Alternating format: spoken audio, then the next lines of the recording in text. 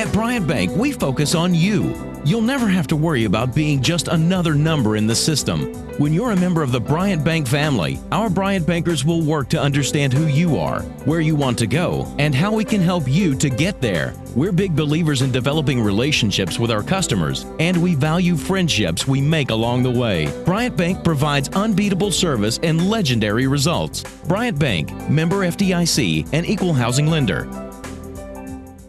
Trustful Vision Care is now proud to offer sports vision training for athletes. This sports-specific training improves hand-eye coordination and reaction time. As a former college athlete, Dr. Steele knows how important perfect vision is to succeed on the athletic field. For athletes, 20/20 vision is not enough.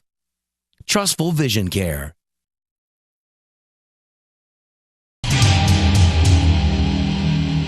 Good evening and welcome to Tribune Sports Live. I'm Zach Steele. He's Alan Taylor. The 6A championship was a nail-biter, and Clay Chalkville comes up just short in this one. Alan, it was a tough ball game for the Cougars. It really was. You know, they got behind there early and then fought back, but what a great game. And I again showcased two of the best teams in the state, definitely the best two teams in 6A, but maybe even two of the best teams in the state. It really came down to special teams play in this one. A couple of miscues on special teams really cost Clay Chalkville. Had a punt snap go over the punter's head, set up Spanish Fort on the 3-yard line that would give them their first touchdown, and then a chip shot field goal that Clay missed in the fourth quarter that would have tied the game. Those were really the two biggest plays in the game. Yeah, they really were. Both teams looked a little tight early on. You just saw, again, the bad snap. You saw the missed field goal. You saw Spanish Fort's quarterback overthrowing some receivers early on. So big game, big crowd there, and I think they were hyped up and just a little bit overjuiced to start with, but they both settled down and played great football. And Clay probably played their worst half of football in the first half all year in that ball game, and that they just got behind a little bit and just never could catch back up. Yeah, and we talked during the game, that's unfamiliar territory with them. They hadn't been behind very many times this year. And so we wondered how they would react, getting behind and having to fight back. But they responded just too little, too late. The only offense really in the first half for Clay was a sensational play by T.J. Simmons. He caught a pass from Ty Pigram. It was really about a 15-yard gain that he turned into a 50-yard touchdown on a 3rd and 29. Well, you see why he's so highly touted. Caught the ball and then it raced across the field, outran the defenders. Made a great move, and I mean it was just it was a classic. That was a big league. That was a big league play by T.J. Simmons. And Clay's defense probably their best performance of the year. I felt like just watching them against who they were playing. Yeah, they've gotten better all year, and you know they've had some moments when they were not as great as Jerry Hood would like them to be, but they really have gotten better, and they really. I agree with you. I think it was their best game against a pretty stout offense. Ty Pigram was electric in this ball game. 17 for 32, 3 touchdowns. I counted 4 or 5 drops in there, and we talked about that as we were watching the game. He rushed for another score, which was about the best 50-yard run you'll ever see. Well, I mean, that shows you why I think people are missing out if this guy's not picked up as a big-time quarterback. The quickness that he showed on that play where he just a burst of speed and he was into the secondary, into space, and then there was nobody going to catch him, and you're right. He's the difference maker for Clay. He can throw the ball, but I mean you saw right there why I think he is a big time quarterback. Well, at the end of the ball game, and I'll tell this story. We were standing there watching, and it comes down to that 4th and 1, and we're debating on punt or go for it. And somebody that works at the stadium said, "There's no way I'm punting this ball back to number 8 because if you punt it to number 8, you're going to lose." And that's probably was the case. I'm sure that weighed in on Spanish Fort's coaching staff's mind. I don't think there's any doubt. I think they thought, you know, if we pick it up, good. If we don't, you know, they still got a fair amount of, you know, half the field to go. And I think exactly right. They decided, we're not going to take a chance in putting the ball back into Clay Chalkville's playmakers' hands. Spanish Fort quarterback Tyler Johnston was very good in this ball game as well. He made some really nice throws. He's headed to UAB. Reminded me a little bit of Hewitt's Zach Thomas. Not quite as fast as Zach, but the way he threw the ball, he's a big 6'2", bigger kid. Can run inside. He reminded me a lot of Zach Thomas. He did. Gutsy kid, 217-pound quarterback. And so he was a handful. I don't. You're right. He did have that Zach Thomas type look. He wasn't. He was not near as fast, but he threw the ball well, and he was a good runner. Had tough load to bring down. This was probably, and you may or may not agree with this, I thought it was the best defense Clay's played all year. You know, you have an Auburn commit against on that defense for Spanish Fort. They did a good job of stopping Clay's run game for the most part. No, I don't disagree at all. I think that was by far the best defense that Clay's faced. That was a good unit, and I think early on in the game they had Clay a little bit confused, and you know, they were bringing the house after the quarterback, and they really just stopped the run at Clay. So I don't disagree at all. I think this was a good defensive unit, and I think the Clay coaches adjusted well at halftime to some of the things they were doing, and it made a difference in the second half. But I think early on, I think Clay was surprised about how good that defense was. Well, the thing that I was most impressed in this ball game was the way Clay just never quit. You know, they were down 24-7 at one point in the third quarter, and they could have folded up, but they came back. They really made it a tight ball game. Very impressed with the job that the coaches did to keep them in the ball game. Well, they didn't quit, and I think that that to Jerry Hood. That's the way he coaches. He's one of the classiest guys in the business. He does a great job. He loves those kids. He works hard with them. He expects a lot out of them, and I think that's why you didn't see those kids quit. And also, I think Clay had good senior leadership this year that also helped him. But I was proud of the way they responded at the end. Well, congratulations to the Cougars, just on a great year, a great 2-year run, 29-1 the last 2 years, just fantastic. So. Congratulations to them. Nothing to hang your heads about. It was just a fantastic ball game. To come up short 31-28, you know, it's a tough pill to swallow, but hey, just based on the body of work the last 2 years, it's been amazing. So when we come back, we're going to talk a little bit about 2016 and what to expect from our area team.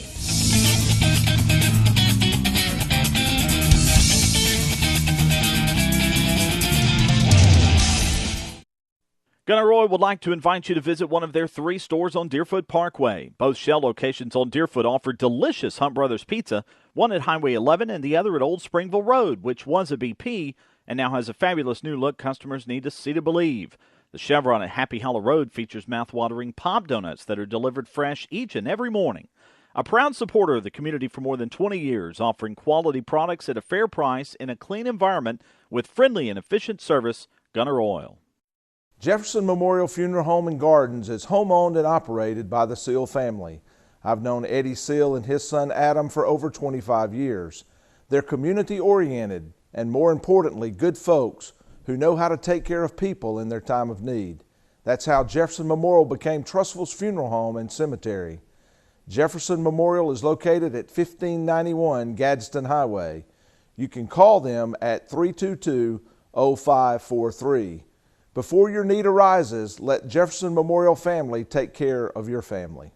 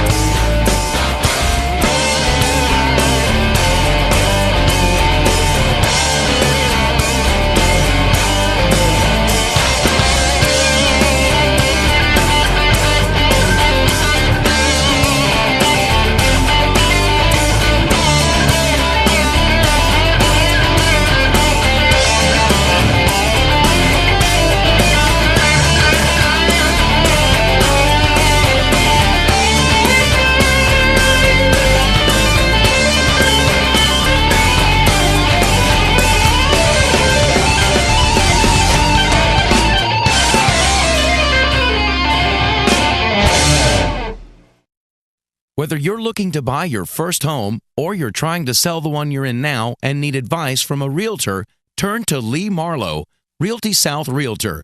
Contact Lee today at 205-913-9559 or visit Lee at leemarlowehomes.com.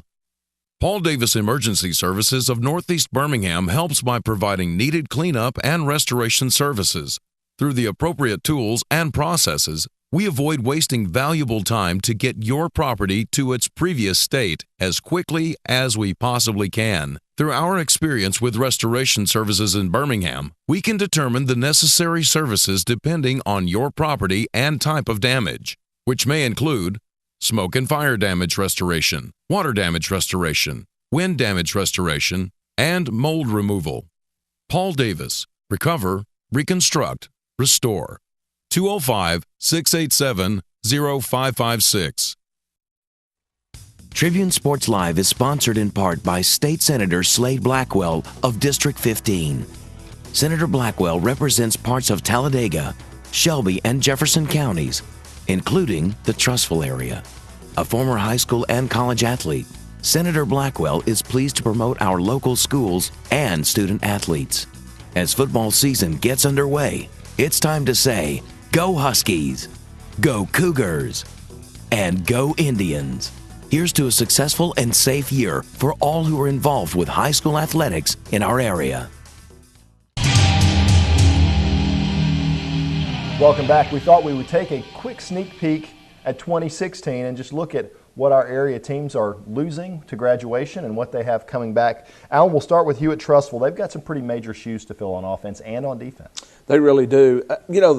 Hewitt-Trussville made marked improvement from last year to this year after that coaching staff was there for a full season. In 14, they came in late. So you saw marked improvement. I think you're going to see that again. I think the conditioning, the strength, and all of that, you're going to see, again, a marked improvement with these coaches working with those players. But you are going to see, Hewitt-Trussville miss some players. I mean, replacing Zach Thomas is going to be a tough chore.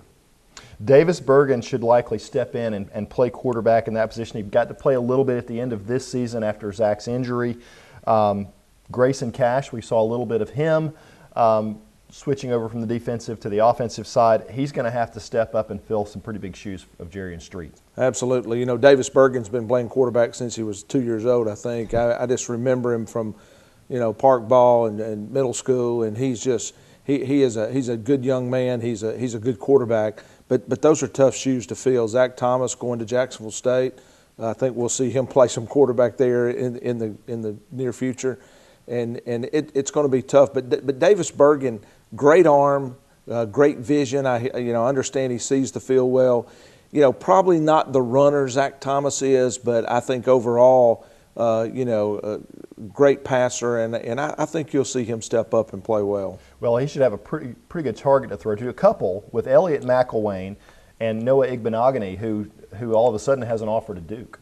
Yeah, Noah's a great player, and having him back next year, he'll be the go-to guy as a receiver. And you mentioned earlier Grayson Cash, another great running back. And the Huskies are going to miss Jarian Street. He goes to Ole Miss, and they're certainly going to miss him. But Grayson Cash is a good running back. He's quick. He has good vision. You'll see. I think you'll see the running game be strong again next year with Grayson Cash and with Elliott McElwain back there. Defensively, the Huskies lose three big names in Bailey McElwain, Jason Williams, and Jalen Williams. All those three guys are headed off to play college ball. Some pretty big spots to fill there at the linebacker position. Well, it is, and I'm going to tell you, we talked during the season. I think the biggest improvement we saw out of the Huskies this season was that front seven. And, they've got a big lineman coming back, Christian's coming back, and he's a big lineman. He's a prospect. But losing Bailey McElwain, who's going to Stanford, Jason Williams, who's going to Jacksonville State, Jalen Williams, who is going to Columbia. I mean, that's three big-time players, and that's going to be tough to replace for the Huskies. Well, the Huskies will, a tough region in the 7A region with Vestavia and Hoover, Spain Park, who played for the state championship. So it's going to be tough no matter what. They're going to have to fight for everything they get. Yeah, they will. And again, Spain Park, who really played as well as anybody, got to the state championship game. Probably nobody played Spain Park as well as Hewitt-Trussville played them. And that was a ball game we could look back on and say Hewitt could have and even should have won that game, left a couple of touchdowns on the field. So, I think that they are right on the edge of being right there at the top of 7A. I agree very wholeheartedly. For Clay Chalkville, they also have some pretty huge shoes to fill. We've talked about Ty Pigram all year. That's a lot of offense they're losing at the quarterback position. Well, Ty Pigram and T.J. Simmons, those are two big-time players. I think you'll hear on Saturday somewhere, you'll hear those names in the near future. They're going to play. That is going to be tough for Coach Hood to replace, but he just continues to build momentum there at Clay Chalkville, and I look for him to have some people step back up. Nico Collins, who may be the best player on the team, will be back next year, and so I look for Clay Chalkville to have some big playmakers again next year. Well, the other good thing is he's got a lot of the guys on defense coming back. This was a young defense. He replaced a lot of players who played a lot for the first time this year, and you could see their improvement, as you said, over the year, and they're all mostly going to be back next year. Yeah, and Jerry Hood's a defensive guy. He understands defense, and they'll be physical, they'll be tough, and they'll get in there, they'll put a hat on you. So, the defense, I think, again, some shoes to fill in there, but I think they'll be fine. Looking at Pinson, they've got a lot of good players returning, especially on offense. Jackie Matthews, Torrey Hendricks, who was injured most of the year, should be back and healthy next year. Your thoughts on Pinson? Well, Jackie Matthews, I mean, I think he's a sophomore this year. I mean, he's got 2 more years. It seems like he's been playing there for 10 years. But a great young man, a great player. Torrey Hendricks, again, both of those guys coming back. I look for Pinson to be strong on offense. Now, they do lose Jay Woods, the standout cornerback who's going to South Alabama. He also returned punts for them. So they're going to have some shoes to fill in that secondary. Well, and that's where Pinson struggled a little bit this year, was on defense. And so, replacing Jay Woods is going to be tough. But again, I think Coach Glover will find some combinations and some people that they'll be strong again. But they're going to have Pinson may not be quite as strong next year as they were this year. Well, that's our show. It's been a long fall, it seems like, 16 weeks of this, but it's been a lot of fun. Hope the viewers have enjoyed it. Alan and I are by no means pros at this. We have other jobs that we do, but we have really enjoyed this. Wanted to say give a couple thanks to people. Chris Yao, the editor of the Trussville Tribune, Eric Harris, the sports editor, Kyle Parmley, who sat in here plenty of times, Brandon Dawkins, who handled the weather for us, Jason Bradley behind the camera just did a wonderful job with editing all this stuff and putting it together. And of course, Scott Buttram, our executive producer, the publisher of the Trussville Tribune. It's just been a lot of fun. I hope everybody's enjoyed it. And we'll say goodnight now. For Alan Taylor, I'm Zach Steele. We'll see you next year.